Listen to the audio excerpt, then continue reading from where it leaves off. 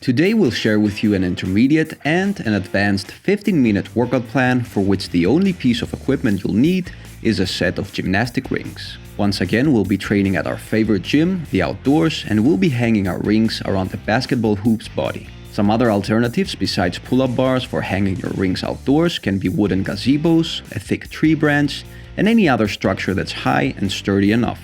Look around you and I'm sure you'll find a solution. Each workout is structured into a circuit. Circuits are the best way to get a whole body workout done in a short amount of time. With the right exercises, you can use them to build muscle, burn fat, and improve your cardiovascular fitness. All these things make circuits a great solution for the advanced trainee who has limited time to exercise and still wants to keep advancing. During our intermediate and advanced circuits, you'll be performing 4 exercises in a row. Each exercise will last 30 seconds. You only have 10 seconds to rest between each exercise, which gives you just enough time to transition from station to station, so try to relax during that time and get enough of oxygen. After each round, or circuit, you'll rest for 2 to 3 minutes. Ideally, you'll need an interval timer, which you can download for free on your phone. I will link my favorite ones in the description box and in a top comment below. Our training plan consists of 2 different workouts, Workout A and Workout B. Each one consists of 4 exercises. These will be the same for the intermediate and advanced plan. What differs between them though is training frequency. With the intermediate plan, you'll be training 4 times per week, while with the advanced plan, you'll be training 6 times per week. Therefore, the advanced plan has 50% more training volume per week. As we talked about it in previous videos, increasing your weekly volume is important if you want to keep challenging the neuromuscular system to grow stronger over time and to improve your body composition, meaning your muscle to fat ratio. Food quantity and food quality should be in check, of course, especially if body composition is a priority. Make sure that you also take a deload week at least once every 2 months, especially when you train at such high frequencies. A deload week, for those not familiar with them, simply means cutting down your training volume or training frequency, or both if you feel quite tired. I like to train 2 or 3 times max during deload weeks, and as to volume, I go by feeling, meaning I train as much as my body is hungry for. You can perform Workout A and Workout B on consecutive days, but ideally try to have a day off after training 2 days in a row. For example, you can train on Monday and Tuesday and take Wednesday off, then train again on Thursday and Friday and have the weekend off. If you feel like it, supplementing your off days with a moderate cardiovascular workout is also okay.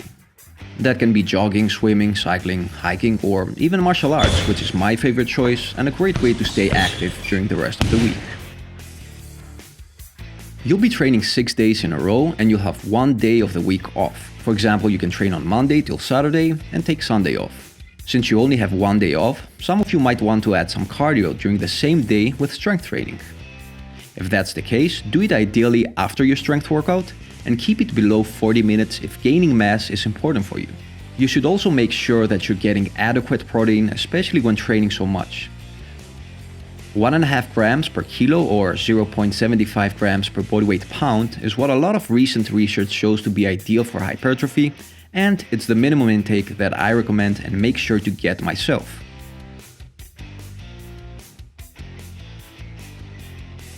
If doing pull-ups for 30 consecutive seconds is not possible, you can rest your feet on the ground between reps, after you get a few consecutive reps at first. If on the contrary this feels too easy for you, clean up your form and focus more on mind-to-muscle technique. I have a good video on this topic. Later on, you can increase your workout time as well. Set for example 35 seconds or 40 seconds for your work time per station. Some timers allow you to set different work times for each station during your circuit, which is another option to customize your workouts according to your personal level. Our next station are box jumps or vertical jumps. Box jumps are one of the best bodyweight exercises to build strength and power in the lower body. They develop explosive strength, which can help with other movements like sprinting and sure do get the heart rate elevated.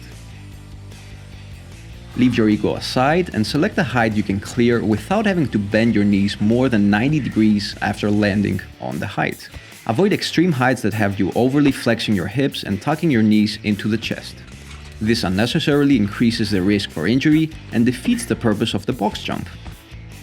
After landing on the top, I recommend stepping down instead of jumping down, since I don't consider the impact from the jump worth the impact on the joints.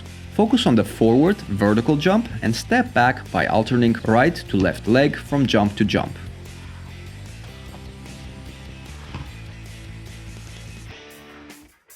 Push-ups are the classic bodyweight exercise that never goes out of style. If you feel that they're too easy for you, try applying the following tips to make them a bit more difficult. Normally, when you're doing a classic push-up, you lift 60% of your total body weight, while the rest of the weight is supported by your feet. You can easily change that by bringing your weight forward and focusing on leaning as much as possible on your arms. Besides keeping your core and glutes braced, focus also on squeezing your quadriceps. This helps stabilize the spine when in a plank position and allows you to focus placing as much as possible weight on your arms. Another tip is keeping your elbows packed, close to the ribs. Flared elbows can cause chronic injury to the shoulder, so make sure that you never do push-ups that way. As I mentioned in the previous video, the hollow body is my favorite abdominal exercise. For more details on the hollow body, make sure you check out the previous video. I'll link it above. To perform this advanced variation, assume a hollow body position with your back flat against the floor. If your lower back is not pressing against the floor, don't expect your abs to fire up. Point your arms upwards and lift the thoracic portion of your spine, that's the upper part, as if you're trying to touch the sky. Also try to maintain your neck in a neutral position.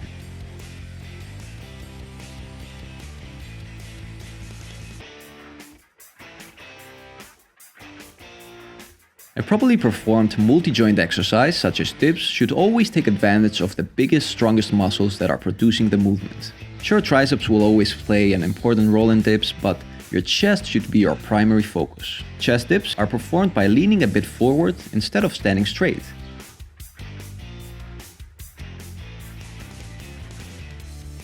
Specifically, you want to tilt the torso at about 40 to 45 degrees. Not only does this focus the exercise more on the chest, but it also puts you in a more shoulder-friendly position. To lean forward instead of flexing and rounding your spine, as a lot of people do, try to simply hinge, while maintaining your shoulders back and down and your core activated in order to avoid swinging motions. To perform a perfect hinge, make sure that you keep your elbows close to the body. If your elbows start pointing sideways, your shoulders will start to shrug. Again, just as in push-ups, you want your shoulders back and down. I also have a new book coming up soon on maximizing chest hypertrophy with Gymnastic-Ring dips, so stay posted. Adding a jump to your standard bodyweight lunge turns this exercise to an extremely challenging exercise that will give your whole body a great pump and burn. This creates a lot of metabolic stress and causes your body to recruit fast-twitch muscle fibers, resulting in muscular adaptations similar to those obtained from lifting weights. For more info on this kind of lower bodyweight training, make sure that you watch last year's video, which I'll link above.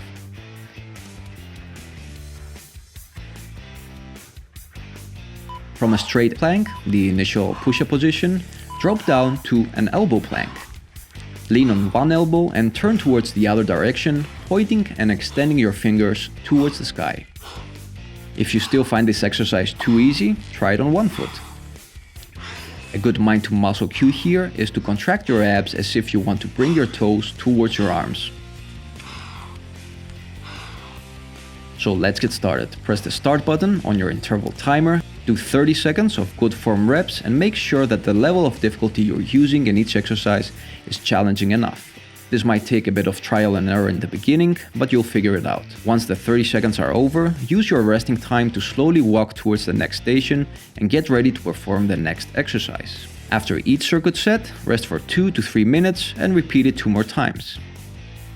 That was all for today. Give these workouts a try, leave me some feedback in the comment section below, and until next time, keep on training.